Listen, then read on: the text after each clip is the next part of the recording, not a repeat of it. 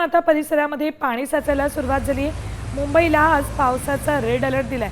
हिंदमाता परिसरामध्ये थोडाही मुसळधार पाऊस झाला की पाणी साचतं आणि आता आज तर रेड अलर्ट दिला आणि गेले 4 दिवस सलग पाऊस मुंबईत कोसळतोय, त्यामुळे हिंदमाता भागातली परिस्थिती थोडी बिकट बनली।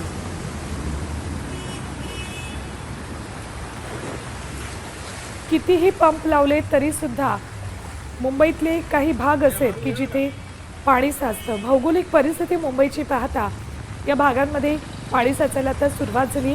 हिंदमातामध्ये पाणी साचलेलं आहे। अपडेट घेऊयात आमचे प्रतिनिधी गिरीश कांबळे यांच्याकडून। गिरीश, काय आत्ताची हिंदमातामधली परिस्थिती, किती पाणी साचले? खरं तर मुंबईत कालपासून जोरदार पाऊस पडतोय। आज रेड अलर्ट देण्यात आला आहे। पहाटेपासून पडत असलेल्या पावसामुळे आता हिंदमातात पाणी साचायला सुरुवात झाले। केवळ हिंदमाताच नव्हे तर परेल भागात देखील त्या ठिकाणी आता पाणी साचायला सुरुवात झालेली आहे। त्यामुळे थोडीशी वाहतूक आहे ती संथगतीने सुरू आहे। आता थोडा वेळ अजून असाच पाऊस पडत राहिला तर पूर्णपणे या ठिकाणी परेल आणि हिंदमाता आहे तो जलमय होण्याची स्थिती आहे। कारण पहाटेपासूनच पाऊस पडतो। आज रेड अलर्ट देण्यात आला आहे, त्यामुळे या ठिकाणी पाणी साचण्यास सुरुवात झालेली आहे। पंपिंग स्टेशन सुरू आहे, पाण्याचा निचरा करण्याचं काम सुरू आहे। मात्र काल देखील आपण परिस्थिती पाहिली, ज्या पद्धतीचा पाऊस होता। पंपिंग स्टेशन काही ठिकाणी सुरू होते, मात्र तरी देखील पाण्याचा निचरा काही कमी होताना दिसत नव्हता।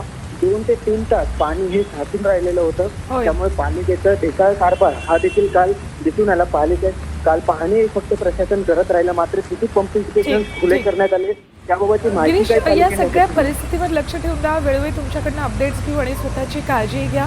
धन्यवाद संपूर्ण माहितीसाठी।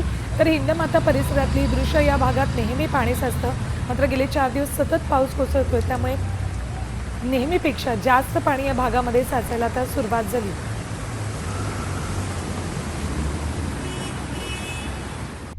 आता isakal.com आहे देशातील नंबर 1 ची मराठी न्यूज वेबसाईट।